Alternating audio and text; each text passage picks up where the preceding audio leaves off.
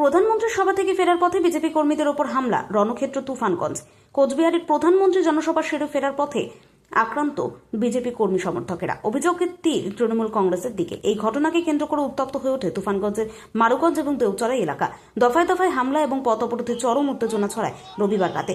অভিযোগ, প্রধানমন্ত্রীর সভা শেষ করে তুফানগঞ্জ বিধানসভার বিজেপি কর্মীরা যখন বাসে এবং ছোট গাড়িতে করে বাড়ি ফিরছিলেন, তখন তুফানগঞ্জ 1 নম্বর ব্লকের মারুগঞ্জ এলাকায় তাদের ওপর অতর্কিতে হামলা চালানো হয়। বেশ কিছু গাড়ির কাজ ভাঙচুর করা হয়েছে বলে অভিযোগ উঠেছে।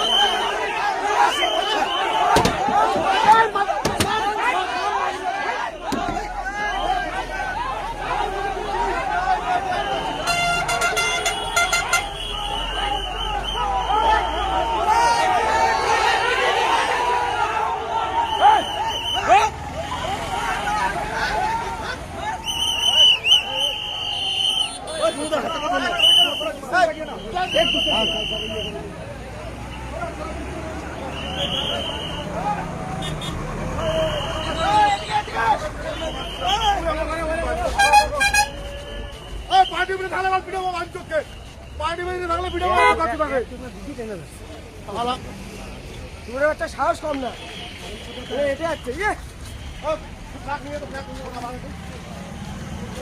জয় বাংলা